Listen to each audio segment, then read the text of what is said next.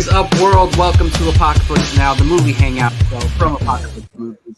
I am your host, Jacob Bartley, and I am doing just well on this Tuesday. It's not a news day, but it's still Tuesday. We're going to be talking some cool stuff. But before we get to all that stuff, let me introduce the crew here. Of course, to my right, I have Gio Ramos. What is up, Gio?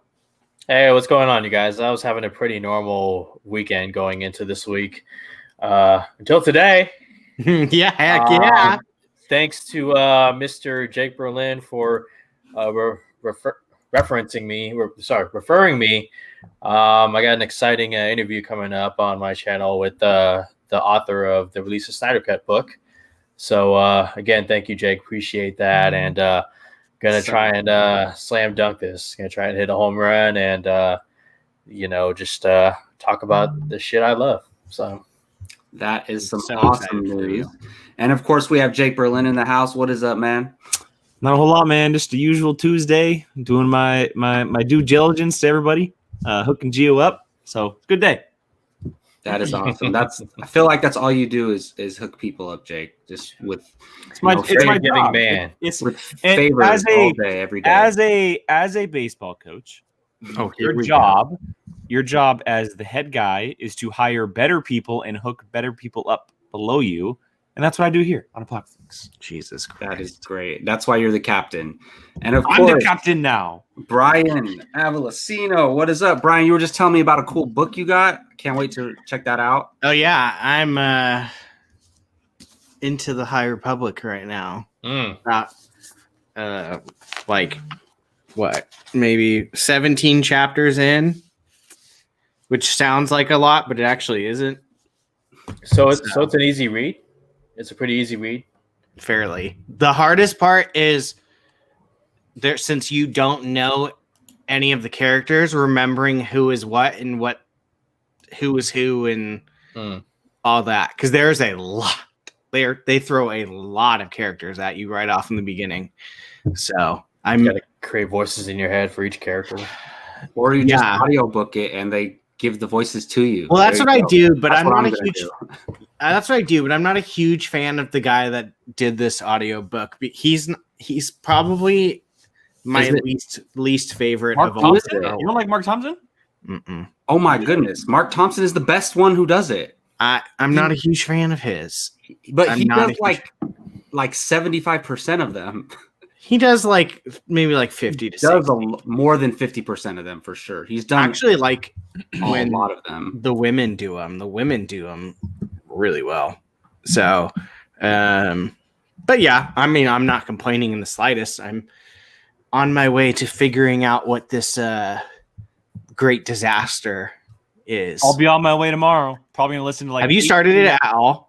No, I haven't downloaded it yet. I was busy today, but I'm probably going to spend the 8 hours at the office tomorrow listening to it while working. And the Mandalorian Club review books. I don't know. We'll have to ask Jake. And absolutely. We are 100% a book club. What?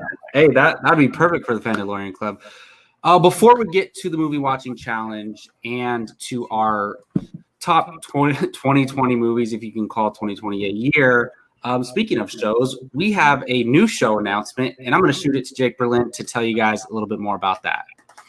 Yeah, this is it's not something that's going to be, every week of every single year. There's a reason behind it, and instead of telling you guys or showing the logo, I thought I would put together a trailer.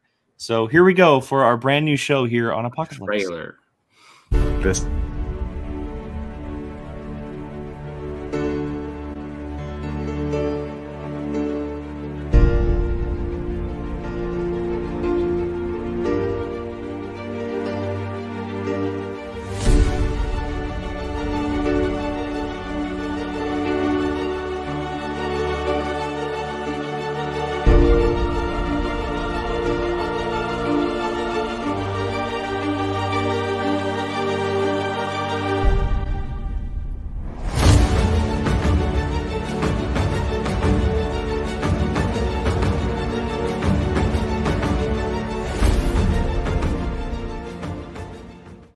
That is awesome.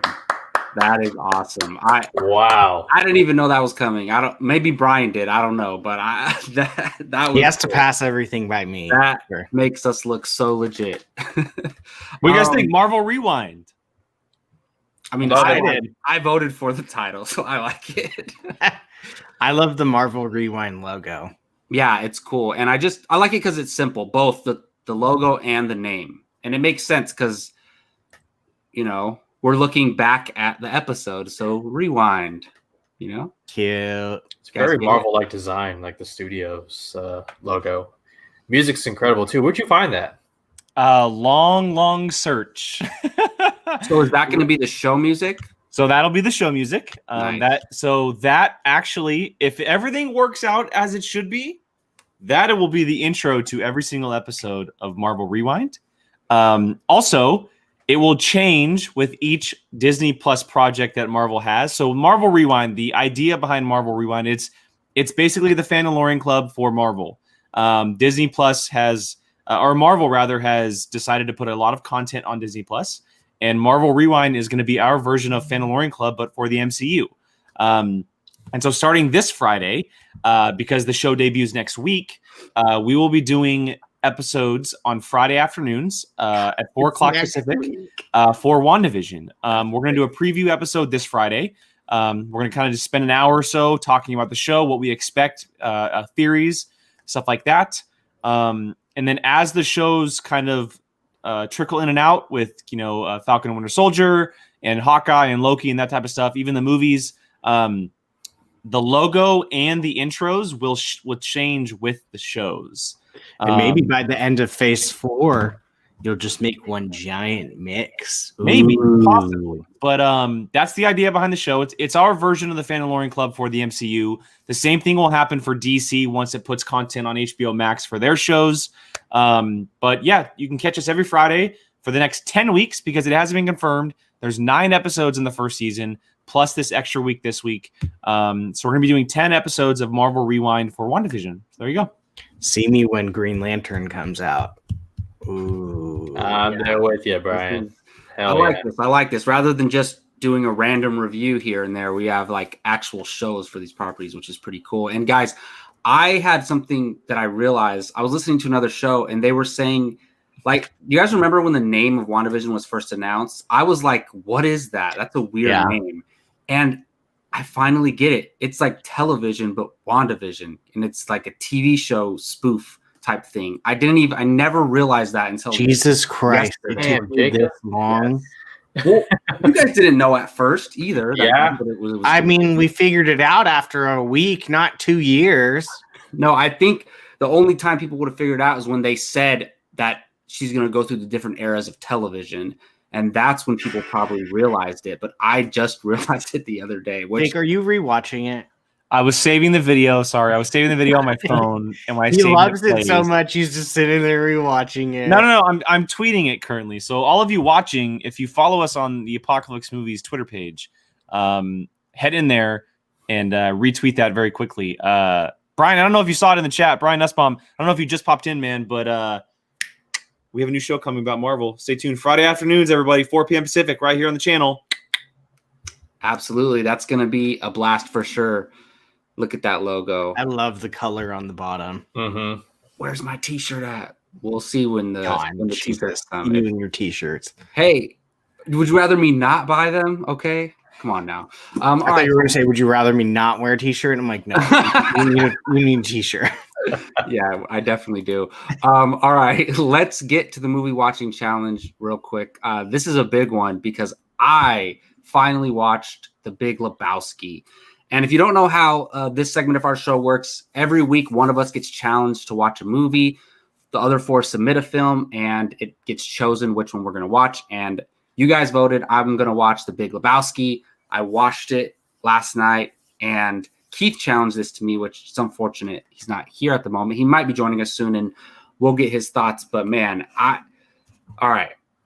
I really like this movie, but the main thing I got from it is Jeff Bridges. Oh, my God. Like, this is – I'd never seen him do anything like this before.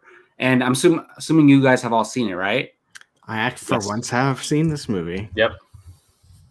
I don't. This has to be like one of the greatest comedic performances of all time by Jeff Bridges, and he's not a comedic actor. And the thing to me is, look, this movie it's a really good movie, but there's a few things that I'm like, it's a little crazy to me. This movie is a little crazy. I still really like it, but I'm just like, I think I need like time with it because I just watched it last night. I need time to think about it more, but it is definitely an entertaining film and a hilarious film. Is John Goodman is wild in this movie. Oh my goodness.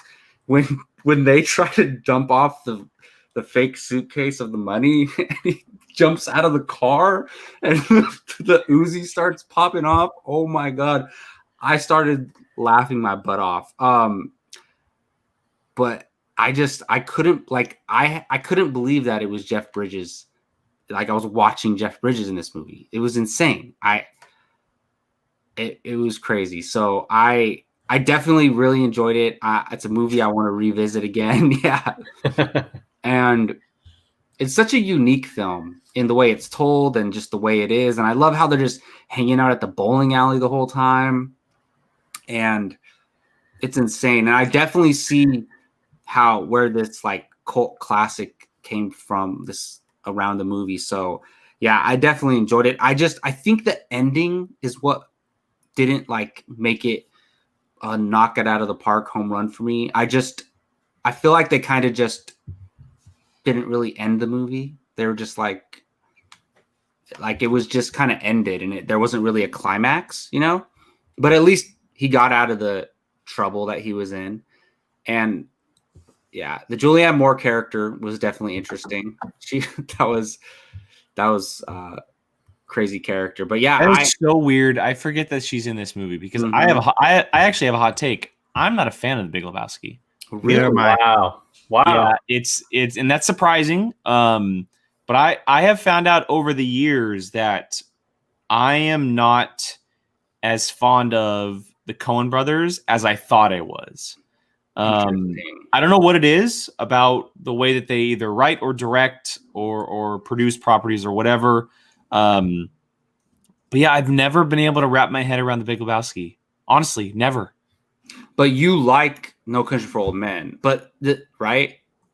Yes, but not to the extent of everybody else. Yeah, so the thing with that movie is too, that movie kind of just doesn't really have a ending either. Like it just kind of like you could have had another 20 minutes to each of those films and wrapped up the movies better, in my opinion. But we're always on the same page, Brandy. Always. I'm not a huge fan of it, but I don't think that surprises people. If I'm being honest. But no, I really enjoyed it. Am I wrong? But a lot of people love this movie. It's like pop culture. It is. To me, the perfect definition of this movie, it is the premier class of cult classic films. Yeah. It is top dog cult classic to me. And that's coming from someone that is not a fan of it. I think it is the number one cult classic film of all time. The movie is constantly talked about for like ever since I've been alive. The Big Lebowski, The Big Lebowski, The Big Lebowski. Yeah, and that's I'll say top 10. I don't know about number one. And we have different definitions. It's one of those. Randy, you're as surprised as I am. Yeah, it's one of those movies where even if you haven't seen it, you know quotes, you know of it, you know characters. Like I knew of The Big Lebowski, Bless you, Gabby. Jesus character, and I knew about all these things. But for me, as a film, like I said, hilarious, entertaining. It felt kind of like if Tarantino were to do a straight up comedy, that's how this movie felt to me in a way. Which, I mean, Tarantino has comedy in his films, but he's never done a straight up comedy in a way. But I don't know. The thing for me, do you guys agree? Like, do you guys not like Jeff Bridges in the movie? No, I think he's brilliant. I think I like Jeff Bridges. Jeff I just don't like Bridges. the movie. It's crazy because he's like a leading man, you know, dramatic action actor, like one of these guys. And for him to do this, it just shows how much range he has. And I just thought that was great. So that's my biggest takeaway from it. I completely see how the dude is like immortal among movie fans.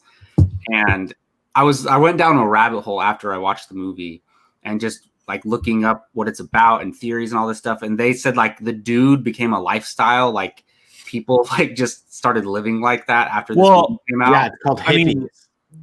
That, but also bro Thor is after the dude. Yeah, exactly. Yeah, that's true. So, that's very yeah, definitely. true. I mean, Keith, maybe I don't love it as much as you do. I don't know if you like. Keith's gonna kill me for saying what I said. Yeah, you must love this movie if you.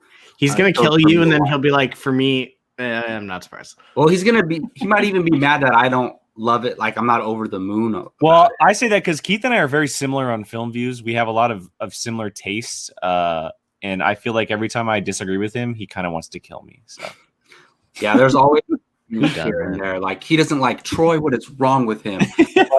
Gio, are you a big fan of The Big Lebowski? Yeah, I am. I don't watch it because, you know, of the plot and it making sense. I watch it because of the characters and how well the characters are written and the dialogue that these characters are given and the delivery. I mean, John Goodman and Jeff Bridges, they go so well together. And then you throw Steve Buscemi in there who, you know, half the time. He's always good. He's always – anytime Steve Buscemi is in something, I mean, most of the time you have a good feeling about it. But yeah, I think John Goodman is just as good as Jeff Bridges in this movie. Coen brothers are brilliant, and of course Sam Elliott just narrating the whole thing. It's just I don't know. It shouldn't work, but it works. Sam Elliott has not aged a day since 1998. He looks exactly the same. It's in the mustache. It's crazy, but yeah, so moving on to other part of this is someone else new gets challenged, and I chose Gio Ramos. I feel like he has you broke the streak. Was there a streak? There was 100% a streak. It was like for 4 straight weeks in a row or something. No, it used for like a solid like 6 weeks. It was someone me, and then you come along and screw everything up. Maybe that was intentional. Who knows? 100%. All right. So we're going to go to Gio. Gio, did you decide whether you want the viewers to vote or if you want to choose a random number this time? I'm going to choose this time. Oh, crap. Of course I'm not ready. Give me a second. What else is new? Gio, what's the first question you're going to ask your guests on your show? Well, I mean, pretty standard, you know, just going to, because I want him to really introduce himself. So, you know, for people who don't know, tell us a little bit about yourself. And I know a little bit about him. I did some research. And then we're going to get into the Snyder Cut, release the Snyder Cut movement. And I think the first thing I'm going to ask him is, what about the Snyder Cut movement inspired him to do something like writing a book? And we'll go from there. I still have a lot of homework to do. So, is it just like a book documenting like the whole story behind the Snyder Cut and everything? Mm-hmm. Absolutely. Going back to, I want to say last week in November 2017, all the way up until when it was announced this past March, February, March. Yeah, nice. 100%. You can cancel me for that one. Does Brian tweet out cancel Brian as well? No, it's a POV thing. Whenever I mess something up, they cancel me. So it's like a daily / weekly thing. All right, Mr. Gio. Rachel always coming in with a great one-liner. I mean, she's not wrong. I mean, I went like 5 days. That's more than enough. All right, Gio. Here are your movie choices. Numero uno, Cape Fear. Numero dos, Don't Breathe. Ooh. Numero tres, The Raid 2. Oh, okay. And numero cuatro, whatever this is, The Time Machine. Okay. Is that Guy Pearce? Yeah. Somebody really loves Guy Pearce. The Time Machine is so good. It's not my choice, but The Time Machine is so awesome. I don't believe it. I hate the fact that people have never seen it.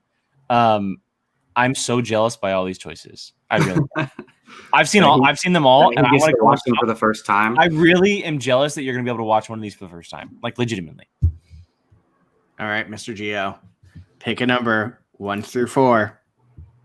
Don't Breathe.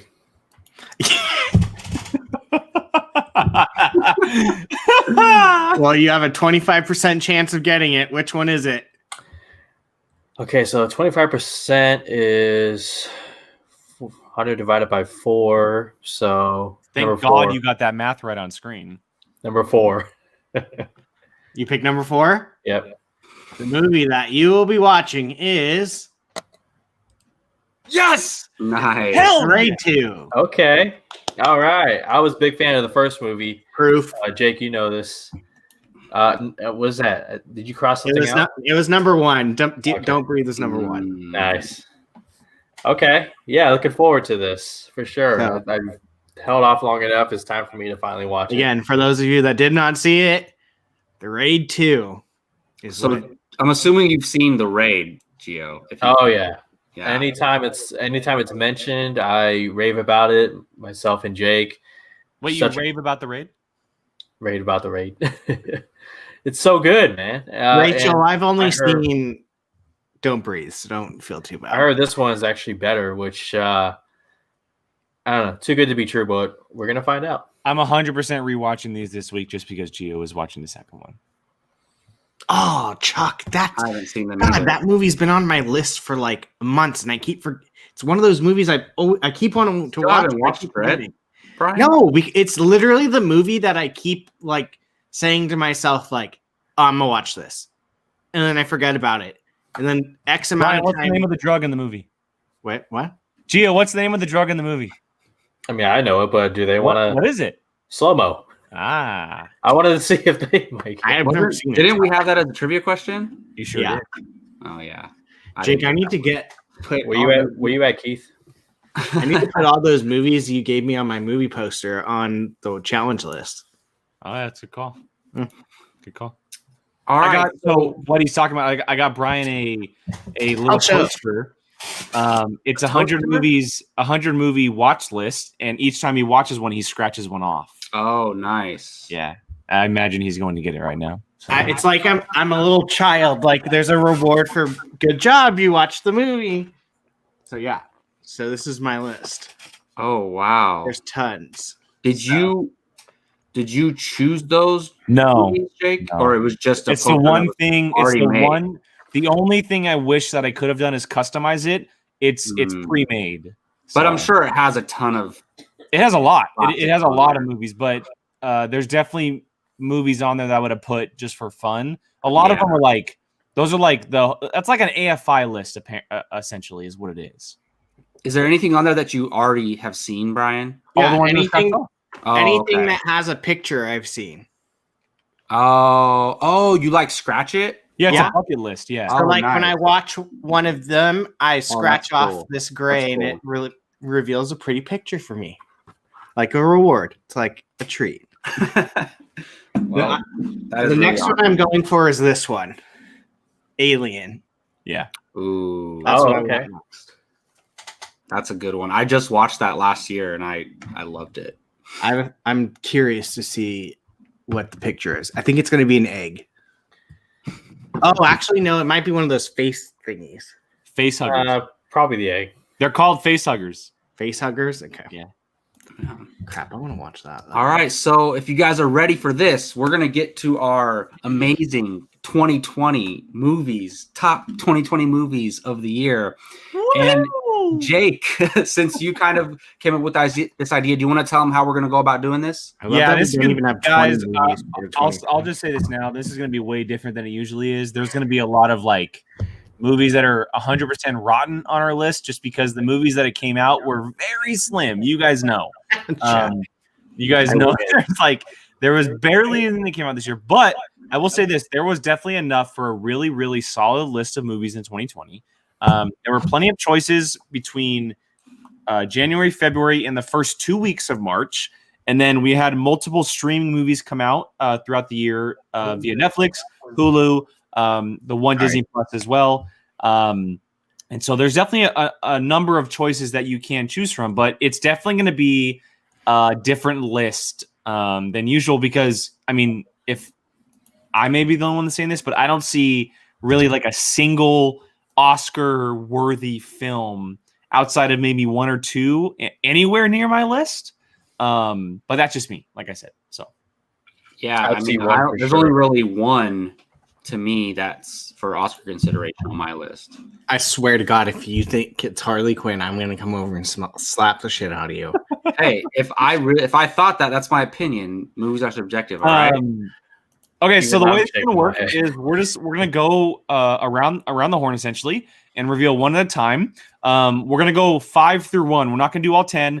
The 6 through 10 are actually our honorable mentions, and so we'll come up with a top 5, official top 5 for Apocaflix. I already have the list made of what our top 5 movies of the year was or is. And so if you want to quickly name off your honorable mentions, or do you want to save our honorable mentions for last? Let's I do guess honorable mentions. I was gonna say afterwards because then you eliminate because people might think one of those honorable mentions are in our top 5. So All right, let's do that. So we'll start with number 5, and then Jacob, why don't you just go ahead and point us in the right direction, sir? So we're going one by one. One by one, and if say Jacob brings up a movie that's number 5 on my list, we'll talk about it openly there, and then when I get to it, I'll just quickly say it, and we'll move on. Okay, well, let's start with Brian, his number 5 movie of the year. Why are you starting with me? I love that. First off, there was like not even 20 movies to pick for 2020. I've never heard of an American Pickle. It's on Also- HBO. Oh, it's on HBO Max. Seth Rogen. Yeah, that movie's great. Oh, I Yeah. didn't see that one. I didn't get to see that one. All right. Well, my number 5, which now that I'm kind of looking at it, probably should have switched with my 6, but my number 5 was Onward. Yeah, I mean Pixar movie. You gotta say more than that. Are you That's serious? why, just because it's a Pixar movie. No, I'm kidding. I mean, it was a long time ago. It just had a good story, good meaning, like all Pixar movies do. Yeah, I kind of wish I switched with my number 6. I'm gonna be honest. Why don't you switch it then? Because then it messes up your thing. I can edit it if you want to make one final edit. Yeah, I do. This show is off the rails, guys. Well, because you thought we were gonna submit 10, like official. Yeah, but now that I'm looking at it, you have the right to change your mind at any time. So if you, yeah, okay, I want to change switch your mind now. Switch my number 5 and 6. I want my number 5 to be the Old Guard, just because Nice. Charlize Theron's effing badass. I love the movie. I loved the characters that like they weren't like huge named actors, but they were really good in this movie. I love the idea of these gods, if you will, that have been around for Immortals. yeah, that they've been around for so long. And it was just really good storytelling, honestly. And that's why I liked it. And I am looking forward to anything more to come from this franchise. The reason you had mentioned the whole God aspect, I think that the God aspect / immortal part of it works so well because they have a timeline. They aren't given,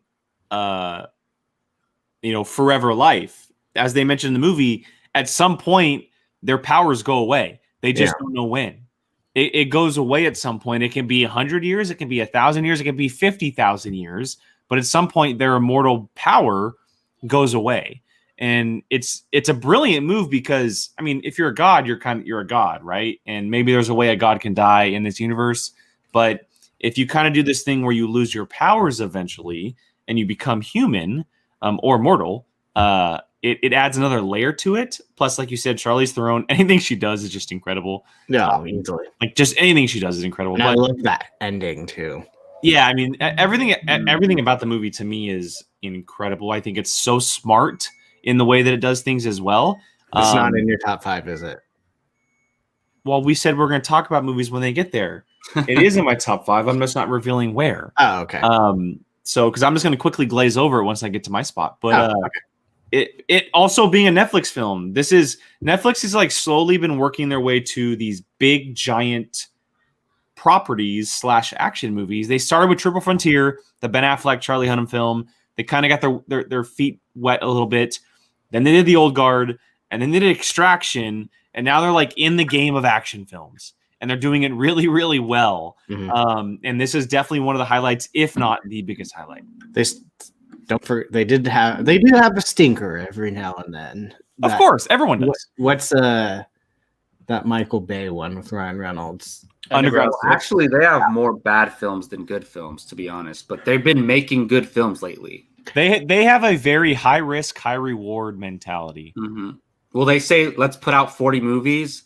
One of them is going to be great. 100%. Because they have a lot of movies that come out that we don't even talk about. More than likely, 20 of them are like average to great. Yeah. Have you ever seen the South Park episode where they're trying to get the kids are trying to get Netflix to like start their movie franchise, and it's Netflix just literally whenever like anyone says like let's do this, they automatically say yes to it, no matter how good or how bad it is. It's like kind of how it is. Yeah, exactly. So yeah. Awesome. Well, Old Guard, I really liked Old Guard. It's actually at number 11 for me on my rankings. Oh my God. Out of how many did you see? Like 25 movies. It's a good spot. Yeah. I mean, everyone feels different about it. I get it. Yeah, but I still liked it. I mean, I like everything from like 14 up on my list. So Sure. All right, let's go to Jake for his number 5. All right, my number 5 is actually a movie that's already been mentioned. That is Onward. Onward is my number 5. So I know Brian switched up a little bit, but yeah, Onward. I'm surprised. I remember sitting in because when we did the show originally, before quarantine and everything like that, we were still doing in-person shows, and we were at Brian's apartment. We were set up for Apocaflix Now, and I was the only one who had seen it at the time. It had. I remember when you guys used to come over and hang out. Good times. But no, so Onward had like a week or two in theaters. I went out and saw it. Like I went out and saw it. I watched it, and then it went directly to Disney Plus. And it's surprising to me how much I love this film because I don't have a brother. I don't have a brother. I have 2 sisters. Preach. Say it again. I said preach. God help us. But also, I don't have a father who had passed. So that's kind of what the story had hinged on. It's a story about the 2 brothers kind of connecting and going on this adventure, but also, trying to get one last time with their father. But ultimately, it is a story about brothers. That's what the story is about. So I am shocked as to why the film hit me as much as it did. I think that this is the best Disney movie to come out this year, period. Out of everything, live action, Pixar, Disney, everything. I think that this is the best one to come out, period. I had such a great time watching this. I've gone back multiple times and watched it again. Tom Holland, Chris Pratt, obviously their voices are great, but also the chemistry between the 2 of them, even though you can't see them, you can tell that they're having chemistry together. It's also a very smart movie. The idea behind it, right? This mystical world where they're in the present day and everything's kind of changed with airplanes and all this type of stuff. And the way they go about creating these mystical life forms and putting them into like fairies are bikers now. Like fairies are bikers. Like how smart is that? It's so fun. It's so different. It's so unique. And yes, Brian, to what you just said in the chat, it is better than Soul in my opinion. I do like it more than Soul. Nothing against Soul. I think Soul is a brilliant movie, especially in its own right. But I personally like Onward more.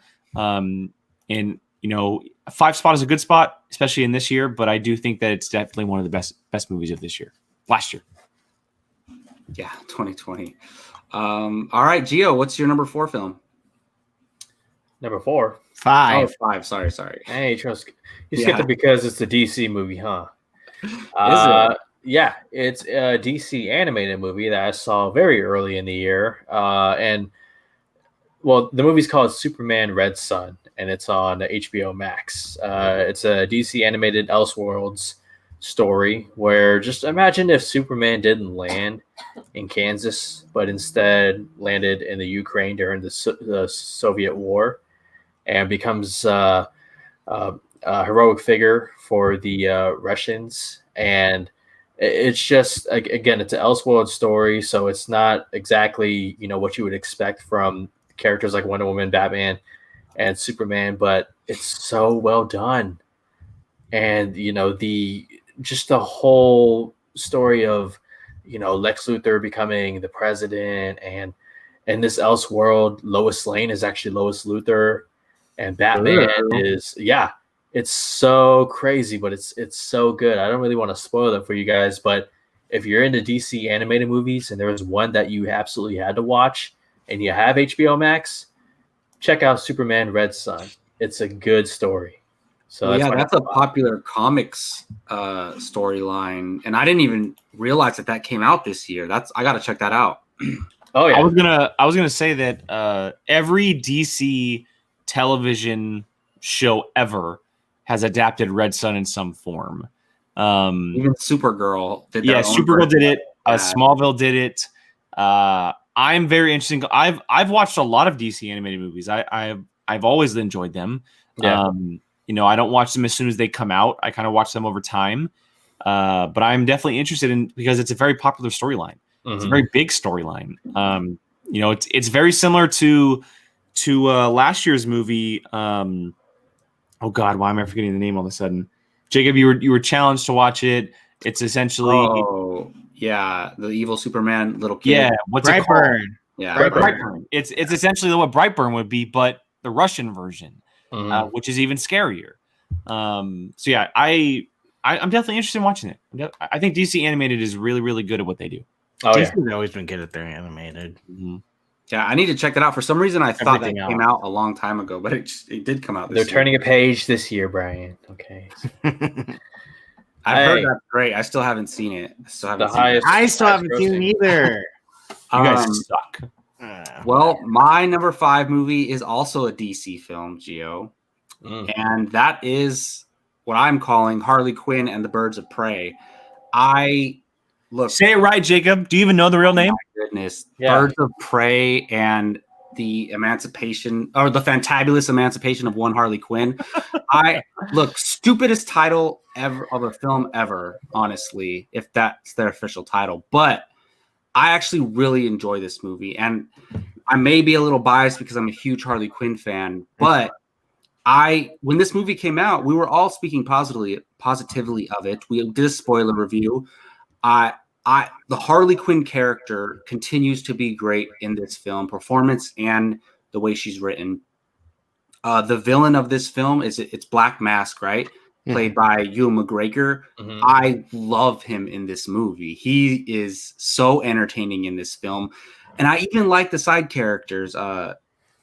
Mary Elizabeth Winstead, one of Jake's favorite actors out there. So one of his lady friends. There's a ton of good things in this movie. I acknowledge it's not the best film. It has a lot of problems, but movies are about like how you perceive them and how you enjoy them. And for me, I enjoyed Birds of Prey a lot. And I mean, I'll tell you right now, I like it more than Wonder Woman 84. And Wonder Woman 84 is not even in my top 10. I was going to say, I have the list in front of me. It's not in your top 10, which is surprising. Yeah. And a lot of people, I feel like, 84 is more controversial because it's a bigger film. It had higher expectations, but I still feel like this movie, Birds of Prey, gets reviewed more poorly. But I really like this film, and I just want them to. They should have done a Harley Quinn movie. Just focus on Harley Quinn, and I hope that's what they do going forward, and maybe bring in Poison Ivy. So, number 5 is Birds of Prey for me.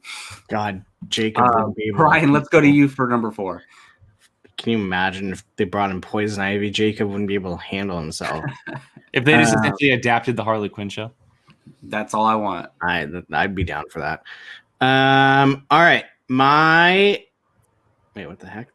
Why is it giving me Jake's list? Give me a second. It's literally. I'll go. I will go. No, here I got it. Shh, quiet. Oh, mine's Harley Quinn also. There you go. What? You're number 4? Yeah. Oh, Um. shaking your head at me for having it number 5. Yeah, because you're the one that should have this at number 1. Should. I actually really like this movie. This is one of my favorite DC movies, to be honest. I would say 50% of that is because of Black Mask, and maybe the other 50% is Harley Quinn. To be completely honest, they're cool, but I didn't really even need the Birds of Prey. I mean, they're awesome. They're great, but to me, Huntress was kind of almost pointless in this movie. Underused. Yeah, that's a better term for it. She was underused. Black Canary, I don't know if this was the right. I mean, this is just like literally scraping the top of the ice for her. So, but Harley Quinn and Black Mask, they're a little dynamic. Why? What did I do now? I don't even know half the time because I like Wonder Woman, or not Wonder Woman. Harley Quinn. You Right, didn't like Wonder Woman. there, that can count as the cancel. Yeah, no, I love this one because it's rated R. It needed to be rated R.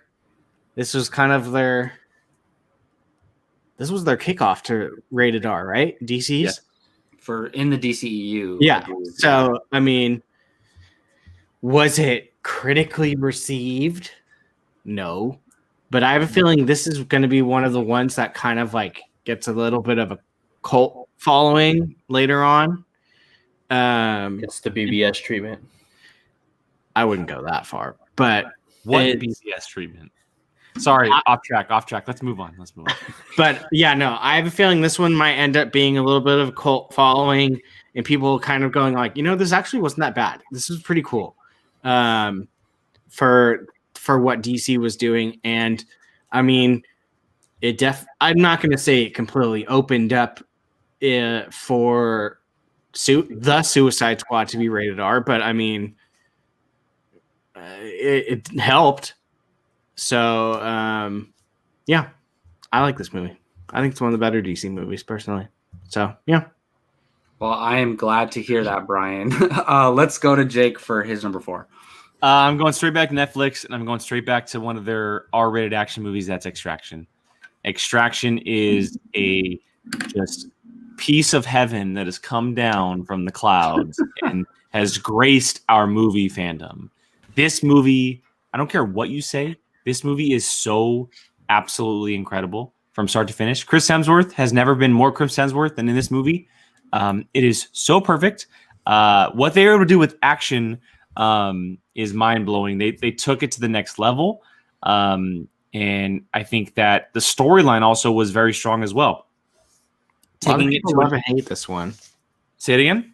A lot of people either love or hate this movie. Well, they need to love this shit because it's great. Taking it to another country and kind of giving this like Black Ops feel in a way where this story is very personal as well, with a young kid trying to save him. A lot of great moments with the giant 11-minute tracking shot that happens in the middle of the movie. You do that. Tracking shots all the time. Jake's top 5. I mentioned tracking shots all the time, but this is one of the better ones. The fact that it happens over 10 minutes long is pretty incredible. Yeah, it's just everything about it. I mean, the Russo brothers didn't direct it, but they produced it, and they were a big part of it, and it shows. A lot of their stamping on movies is placed within this movie. I'm so excited to see what happens next for this franchise. Whether it's a sequel or just something in a universe that happens. I want more of this stuff because it's a movie that doesn't hold back. And again, going back to the whole Netflix thing, they're taking chances on projects that studios more than likely wouldn't take chances on. I don't see this ever being a studio movie. I really don't. The way that how violent and how action heavy it is, I don't ever see this being a studio movie. I think Netflix has a pure piece of gold on their hands with this franchise, and whether that includes Chris Hemsworth or not. Because if you give an actor or an actress this type of property, they are going to want to be a part of it, and it showed with this movie. You know what? Sorry, go ahead. No, go ahead. I wanted to add to your thing about you saying it is perfect as a Netflix movie. This movie kind of reminded me of what 12 Bridges could have been if it had been released just to Netflix. I think like there's like a certain specific type that is perfect for Netflix. 12 Bridges probably would have been perfect, which was a Russo brother movie. Extraction worked really well. So it's funny that you said that because I was thinking that same thing too. Because it didn't make my list, but exactly. It's but something that has amazing action, like top-notch action. It's something that I wanted to mention is the choreography of this film, and Chuck had mentioned it as well. Sam Hargrave, who directed this movie, is actually a stunt and action choreographer on essentially the last 5 years of MCU films. He is also involved in The Mandalorian. He does a lot of their stunt stuff as well, and he co-directs and does all the choreography for those shows. That shows inside this movie. The choreography is insane. And if you watch behind-the-scenes videos, Netflix has put them out where they're talking about it. They're kind of going over the process of how they do this. It is incredible what happens with this. And so for that reason alone, I love it. But what the end product is, I cannot rave about this movie enough. To me, I want to see this more from Netflix. I know they do a lot of like rom-coms and holiday stuff, but this is what I want to see them go into because a lot of studios don't do this. And I think this is like a niche that they can find inside the movieverse that they can really thrive in. Can I say also the Bollywood actors were fantastic in this movie? 100%. 100%. Yeah. Which was the point of the movie, to put them kind of in the spotlight. Oh, that's cool. So the Russo brothers, I don't know if it's their next project, but they're doing one where they're directing, and it's with starring Millie Bobby Brown. That movie sounds really cool. Yeah, I think it's an adaptation of something. It's a YA adaptation of a future where she has a pet robot. Yeah. But, Her brother went missing, and he sends the robot to bring her to him. Yeah, that sounds amazing. So Russo brothers, man, they're doing good things after since the Avengers stuff. All right, let's go to Gio. Jacob, if that doesn't get you to watch it, I don't know what will. Nice. So they worked on the airport scene in Civil War. Was that the John Wick directors too? No, it was. Well, they were a part. They did a part of stuff, but they weren't. It wasn't the actual directors. Should I? I'm gonna write down Extraction to put on our list. Yeah, we definitely need to add more. All right, Gio, let's go to you, man. Okay, number 4 is The Old Guard. Netflix. Love the mythology. Love Charlize Theron. She is the female action star of today. There's nobody even close to her. She is it. Love the ensemble cast. A lot of the supporting actors and the actress, the one who plays one of the main character who follows Charlize Theron in the story. She's great. I can go without the big bad guy, the villain. Kiki Lane. Kiki Lane is her name.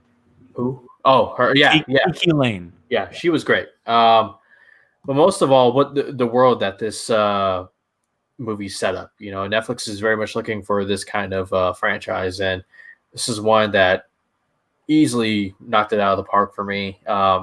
I'm excited to see more, and give me more Charlize Theron in action movies. So that's my number 4.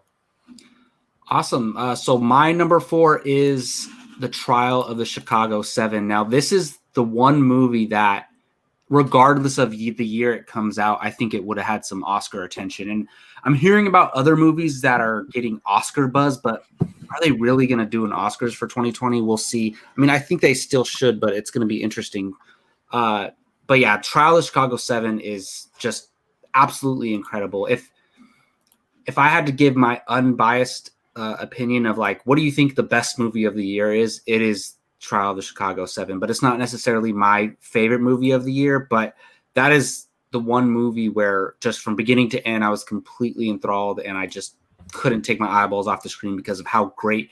And look, it's mostly just dialogue and character interactions and speeches and things like that. It's a courtroom drama set in a historical setting. So I absolutely loved it. Performances are off the chain. Great performances all around. So yeah, so Trial of Chicago 7 is my number 4.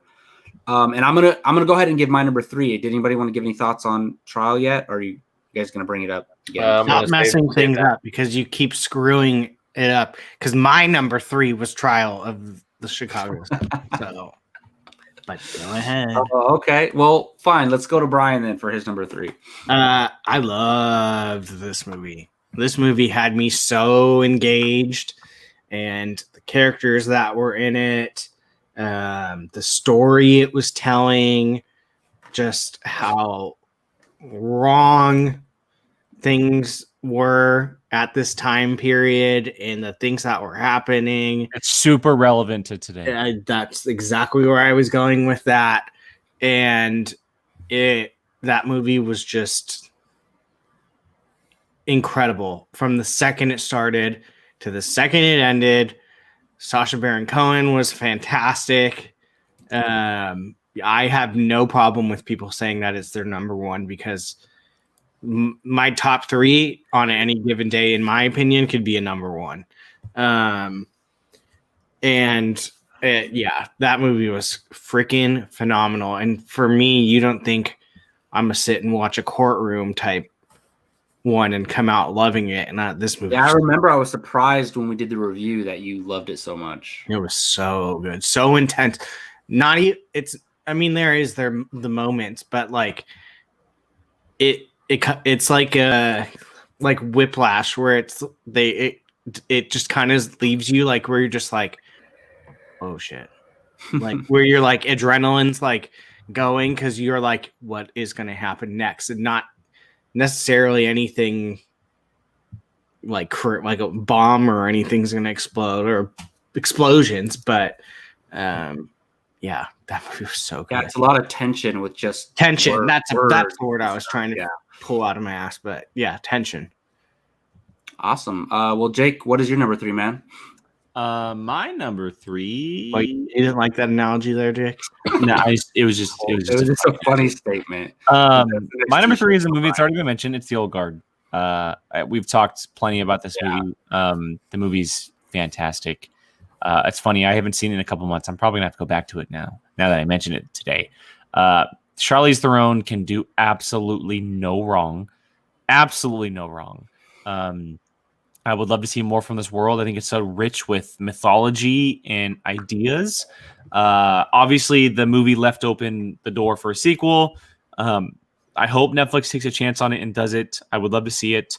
But if not, the idea for spinoffs is very much alive.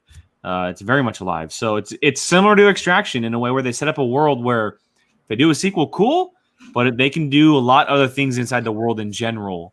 That would get people excited. So yeah, The Old Guard to me is I think in any given year with the normal movies, this would have been my top 10.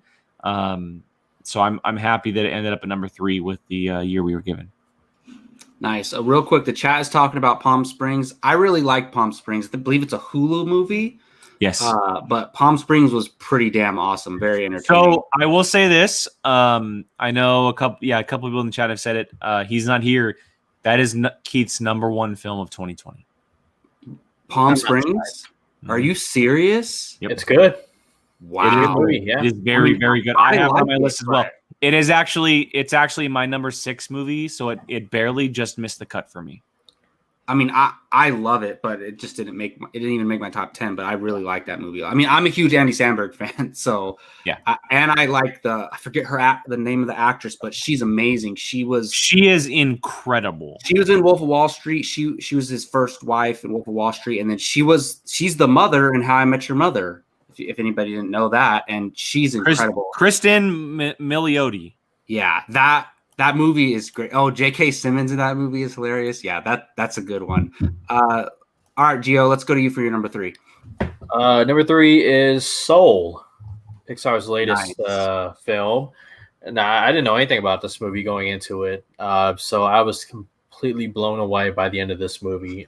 So many important messages, not just about your purpose, but also the meaning of life and living every second of it, not taking it for granted. And it's just so many great themes, so many important themes that only Pixar can touch in a certain way, and have adults like myself, feeling emotional and a bit choked up. Like, not since Up have I felt this way about a Pixar movie.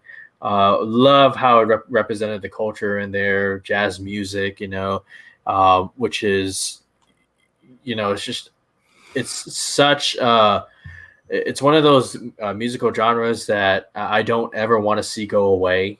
I know it exists in certain parts of our country, but it's so beautiful, and this movie is so beautiful, and I couldn't believe Pixar did it. it's really a triumph. So Soul is my number 3.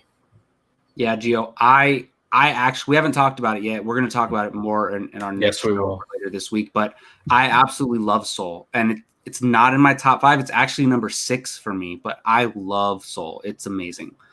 But my number 3 is a Pixar film, and that is Onward.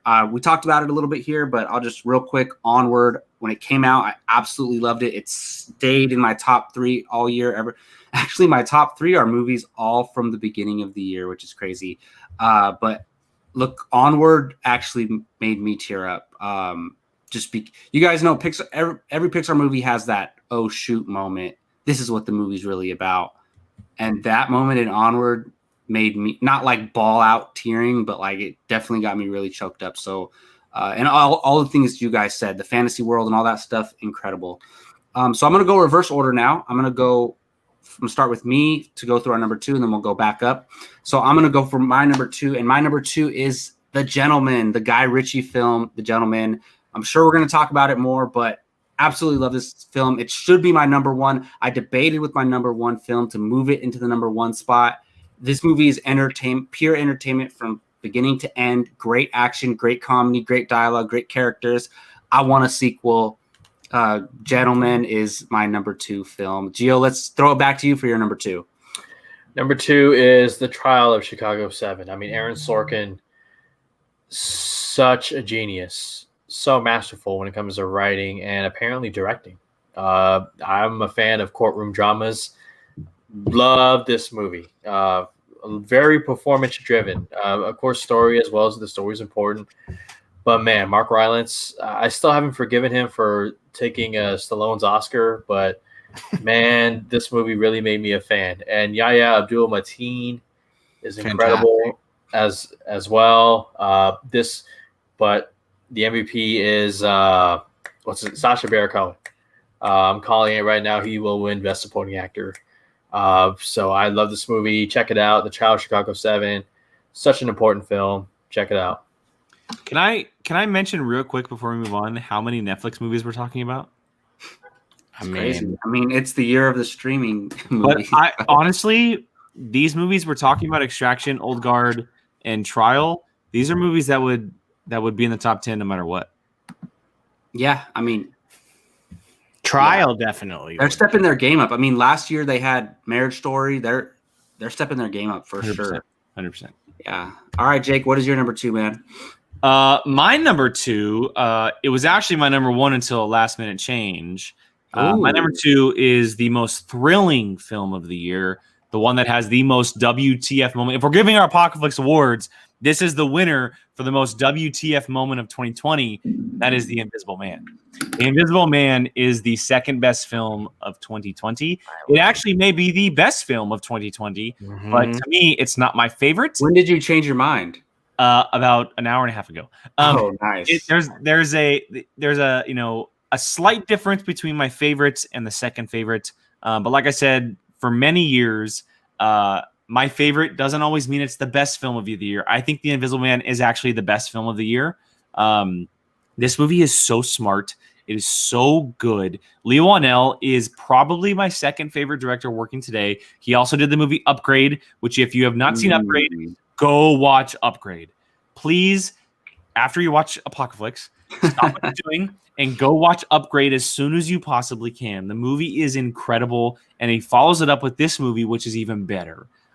Elizabeth Moss is just bonkers good. The story is so smart. It's so intelligent. And it's weird because 90% of the film is this Elizabeth Moss in a room by herself, but you're so like on the edge of your seat, kind of like sinking as you're watching. You don't know what's happening, and you don't know who's sitting there and who's standing there. And then that moment where you get the reveal of the paint, in the attic and stuff, it's so good. It reinvigorated and reignited this whole like monster thing for Universal. And if they keep doing movies like this, I'm all in on the Monsterverse. So The Invisible Man #2, 100% well deserved. Jake, you ready for the Wolfman with Ryan Gosling? If they make that, and they Give set it it in to the me. same world. Real quick, Chuck, to what you're saying, The Five Bloods is up there on a number of our lists. I haven't seen it. in It's top 10 in our top 10s. it's close to my top 5, but I will also say this, and if Keith is able to join us here shortly, possibly, but that was actually his number 3 film of the year. Nice. So The I'm Five Bloods is up thinking we go Brian's number 2, and then we have Keith just read off his 5 through 2 real quick, and Well, then spoiler do his alert number that 1. he's here. Yeah. Okay, spoiler since Jacob said it. Yeah. Mr. Keith Barnes! God, What's Jacob. up? Welcome back. Welcome back, bud. I'm back. Ryan. Kick his ass out with that hat on right now. Oh, our 6th member, Keith Barnes. Yeah. I didn't count myself. Yeah. Um, No, I was watching. I watched that whole thing. I went, what? We know. Hey, we know my math skills at this point. That's the worst part. Is I literally added it and then said it and went, wait, that's not right, and it was too late by that point. All right, Brian, real quick, what is your number 2 movie of the year? Mine is the same as Jake, The Invisible Man. This literally, my number 1 and my number 2, it's literally a flip of a coin. Whatever one it lands on is what it would be. No, Chuck, it's disgusting. But God, this movie was like nothing I've ever seen. Rachel before. keeps coming with the disses, man. It's Oh yeah, Chuck. All rise. Oh, move on. Invisible Man. Brian, go. This is my American League girlfriend, Chuck. So this is not my number 1. It's a national all the way. That's all. Yeah, I was Anyway, gonna go say, your Nationals are screaming at you right now. I know. I absolutely love this movie, and you would not think that from someone like me. This movie is so good. It has some of the most what the just happened scenes I've ever seen of any movie, and it is incredibly done. I could watch this movie a bajillion times and still be as satisfied with it as the first time. It's incredible. Elizabeth Smart. Moss. Sorry, I'm thinking of the old lady, the older one from Jesus Christ. Elizabeth Moss is fantastic. She is so good. But yeah, Jake said most of it. Chuck, I'm gonna kick you. Chuck. Yeah, I freaking love that movie. Yeah, maybe we'll talk about it again before the show's over. Oh. Keith, real quick, can you just tell us what your number 5 through 2 is of your films? Real quick? Sorry. Okay, yes. Sorry, it went away for a second. Okay, 5 is Soul, which I think we'll probably talk about coming up later. My number 4 is The Gentleman, which I love very much. 3 was The Five Bloods. My number 2 is also The Invisible Man. But I just want to say, just edging out though top 5. I just watched it last night because I forgot about it. That's why it took me so long to get this list. But just edging out top 5 is Extraction, which is Well, awesome. there you go. This is why Keith and Jake get along. Movie was awesome. I kind of, if I'd seen it sooner, I might have actually edged it up a little bit, but yeah, that movie's awesome. So that's Keith- probably neck and neck with Soul at 5. Since you're the only one that has the Five Bloods in the top 5, what do you want to say about it? Oh, okay. Yeah, I have it at 3. Man, listen, powerful movie. Like I said, you don't get a lot of stories about a lot of black stories, from the black perspective from Vietnam. Not a lot. I mean, not that I've seen anyway. And so it's a great story about the brotherhood between these guys, how much love and respect they had. Obviously, the late, great Chadwick Boseman in his second to last role, maybe second. Yeah. One of his last, I think. Pretty much Second second. to Yeah. last. 'Cause I know he's got one that's out right now, right? Yeah. So, yeah. And great Spike Lee, one of the best ever. And it's a great story, man. I don't know what's going to be happening with Oscars, but Delroy Lindo should absolutely be in Yes. contention. Absolutely, yes. Yeah, that's one of the best. I really can't think of a performance that's better than his, honestly, off the top of my head. But yeah, it's a great, powerful movie. I really enjoyed it. And it's got everything. And the guy that's playing Kang the Conqueror is in it, right? Isn't he the? Oh yeah, Jonathan Yeah. Majors. Yeah, he's in it. He's really good as Delroy Lindo's son, and it's a great movie, man. I couldn't recommend it enough. It's really great. And obviously, Chadwick Boseman is awesome in this movie, as he always is. But he's really great in this. Stormin' Norman, man, he was great. So yeah. Yeah, it is in my top 10, by the way, but we were just doing our top 5 for the discussion's sake. Right. Jacob, before we go to number ones, go to Gio and Keith before you go to the three of us. Okay. Well, let's go to Gio then for your number 1. All right, my number 1 is The Gentleman. I love this movie. If it wasn't for being sick and stranded in Arizona, I don't know if I would have watched the movie this year. But man, am I glad I did. This is Guy Ritchie right here, and the performances from everybody, incredible, awesome. Colin Farrell, man, so good. Matthew McConaughey, so good. What's his name? Sons of Anarchy guy. Charlie Hunnam. Oh, Charlie Hunnam. Yeah, I love the style of storytelling in this movie and how it's done, and it's just there's a lot of humor in here. But man, does Matthew McConaughey really take on this lead role and absolutely delivers. The Gentleman, number 1 for me. Real quick, Jacob, before you move on, Brian, let's say our number 1 on 3. Ready? 1, 2, 3. The Gentleman. Yeah. It's the best. You meant me and Keith go first. Yeah, it's whatever. Right. It's the best movie of 2020. It's the second movie I saw all year, which is crazy. I saw it in early January, and it's funny because this is when we were able to. But Brian and I actually had a free press pass to go see this movie. What? Yeah, we saw this for free at early screenings, and we thought to ourselves, holy crap, this could be one of the best movies of the year. And this was January. I don't think I've heard you laugh as hard as I ever have in a movie theater than that. You guys know how much I love my Guy Ritchie. This is Gio said it. This is Guy Ritchie. 100% Guy Ritchie. This might be the best he's ever been, because not only did he write the story brilliantly, he got the actors who are perfectly able to portray the characters he wants. Charlie Hunnam, Hugh Grant, Colin Farrell, Matthew McConaughey, and the list goes on. Colin Firth. No, Colin Firth's not in it. Oh, what's his name? Who am I thinking of? Hugh Grant. No. Oh yeah. Well, Colin Farrell.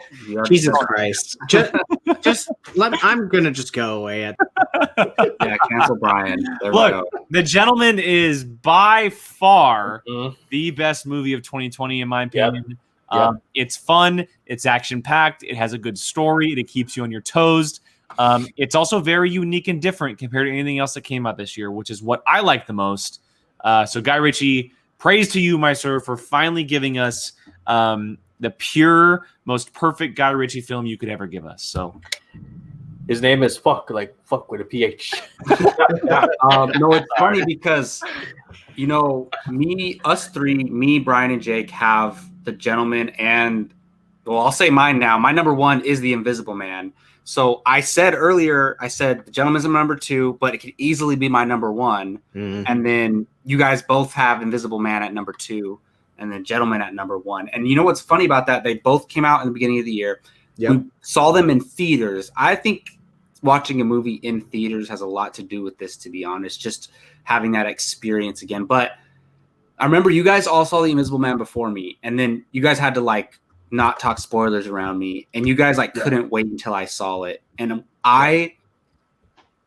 that restaurant scene is the most, I think it might be the most shocked I've ever been watching, Yeah, watching a movie in the theaters, to be honest, because you think it's just having this conversation, and then it's like, wait, what just happened? What? It just happens right before your eyes, and it's like it's crazy because who those characters are and what happens is absolutely insane. So not just because of that moment, but this movie has like deeper meaning. It has a lot to do with a lot of stuff going on in the world right now as well. So, and it's a horror film like set in this, hopefully it's like a smaller scale monster universe. And I love, because the old Invisible Man is kind of corny. Like it's just cheesy. It takes a spell and everything. The way they did this is so much cooler with the technology and all that. Lee Wanell, man. Lee Wanell. So the Invisible Man is absolutely incredible. And Keith, I heard what your number 1 is, man. I am so shocked. Why don't you tell the viewers what it is, even though they already know? Yes, my number 1 is Palm Springs. I need to hear why. Listen. I love it too, but I'm just so shocked it's your number 1. This movie is, oh my gosh, I love Andy. It's Andy Samberg, Lonely Island production, of course. Criminally underrated pop star. Never stopping. It's one of the most. Never stop popping, right? Dude, never stop. Yeah. Yeah. Unbelievable how underrated that movie is. Like, just no one saw it, and it's one of the most brilliant comedies I've seen in a long time. This one is so good. You got Kristen Milioti, I think is her name. Yes. How I Met Milioti. Yeah, right. And those are the only names I really actually reckon. Oh, of course, J.K. Simmons is awesome. Yeah. He's really good. Has everyone seen it? But I don't want to spoil it. You, I don't mind. Go ahead. Well, no, I don't want to spoil it. No, you don't want to spoil it. Brian, Veronica from Riverdale's in it. I think you would like this movie, Brian, and it's only like an hour and 20 minutes long or something. Oh, okay. I think it's right at 90 minutes. I think it's pretty brisk, but it's a deep film too, to be honest. Very much, and really just a great story about this guy trying to figure out what does he care about? Does he care about anything? Just meaning of life, but it's also really funny, and it's the premise kind of the movie kind of opens where you kind of like what is going on. And then once the reveal happens, you're like, what? But I'd seen the trailer. Don't watch the trailer. I'll say that. Just it's better if you don't know what's going on. Yeah. Go into it. But I think it's got a lot of heart. It's very, very funny, obviously, but it's also got a lot of heart to it. And it's one of the most, honestly, I just found it a really heartfelt film in addition to how silly and kind of gory, not gory, but kind of gory. I don't know. It is. But it's really, the time loop concept can there's only so much you can do with that, and they made it feel fresh. Right. Yes, exactly. And it wasn't necessarily an origin. Like it's kind of, it's now again, I don't want to spoil, but that's my number 1. I really love Palm Springs. I really, really did. Okay, cool. So do we want to run down our list and then give our honorable mentions, or what do we want to do? Let's reveal our honorable mentions real quick because we do have to get out of here. We're running a little long. Yeah. Let's go through them really quickly, and then we can run through our list, our top 5 overall. Okay, we'll just start at the top. I'll go first, then we'll go to Gio, Jake, Keith, Brian. So my honorable mentions, so this is 10 through 6. My number 10 was King of Staten Island. Then The Five Bloods, The Way Back, the Ben Affleck film where he's a basketball coach. Very underrated film. And then my number 7 is Emma. I love Anya Taylor-Joy, but this movie is actually really good. The 2020 Emma. And then my number 6 is Soul. Gio? All right, my number 10 is Palm Springs. My number 9 is The Way Back. Welcome back, Ben Affleck, both Hollywood and DC. Number 8 is Enola Holmes on Netflix. Oh, nice. Number 7 is Wonder Woman 84. Come at me. Number 6 is Bad Boys for Life. Another Netflix movie, Enola Holmes. Number 6 for me is Palm Springs. Number 7 is Bad Boys for Life. Number 8 is The Way Back. Number 9 is Birds of Prey. And number 10 is The Trial of the Chicago 7. Forgot about Enola Holmes. Darn it. Anyway. Brian. Okay, go ahead. Sorry. Keith, if you want to put in Enola Holmes while I'm doing this, go for it. My number 10 is Mulan. Number 9 is Wonder Woman 84. Number 8 is Extraction. 7 is Soul. And 6 is Onward. Nice. Okay. Are we going 6 through 10 or 10 through 6? Whatever. Doesn't matter. Jake wanted to be cool. Yeah, no, I think Jake, we all did something different. All right, I'm gonna do the Jake then. I'm gonna go 6. All right, 6, just barely, like I said, is Extraction. 7, I had the Lovebirds, which is hilarious. I don't know if anybody's seen this. Nice. Really funny. 8, Tenet. 9, Birds of Prey. And my number 10 is Sonic the Hedgehog. But if I had thought about Enola Holmes, I probably actually would have bought that. I forgot about Sonic the Hedgehog. I enjoyed that movie. I don't. It's okay. I don't think it would have changed anything unless it was like number 10. So it's not a big deal. All right, cool. Well, Don't forget the worst movie of all time came out this year too. Artemis Fowl. Capone. Right. You No, hated that. Capone. Yeah, Capone's really bad too. Oh, all right, let me run through. Remember we reviewed them on the same week or something. Let me So much run for Josh through Pink's this. comeback. Let me run through our official list, our official Apocaflix list. This is what it goes for. I'll go through the honorable mentions first. So coming in at number 10 is Da 5 Bloods with 10 points, and that is thanks to Keith and Jacob. Coming in at number 9 is Birds of Prey and the Fantabulous Emancipation of One Harley Quinn. Number 8 is Extraction, the Chris Hemsworth Netflix film. Number 7 is Palm Springs.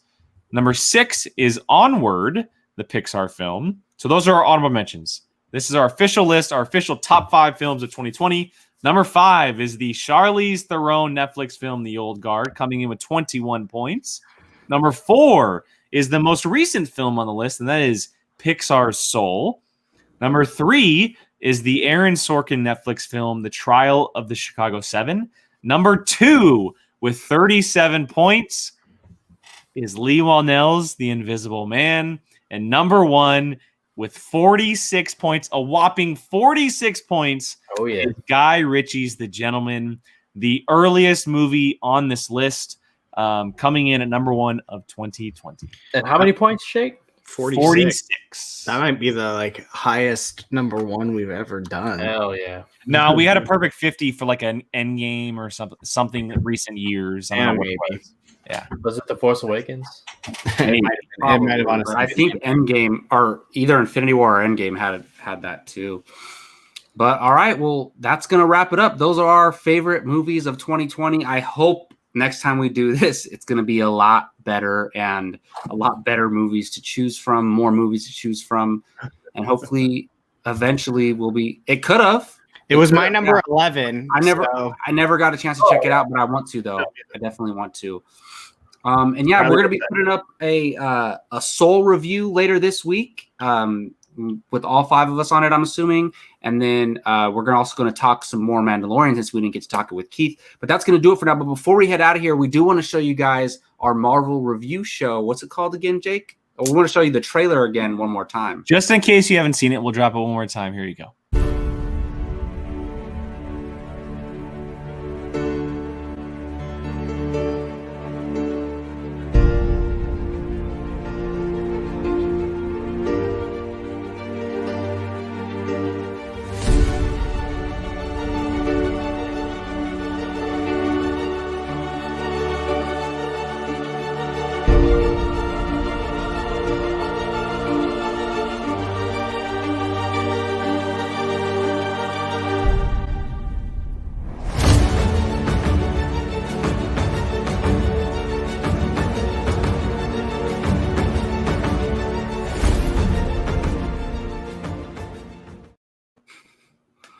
I love it so much.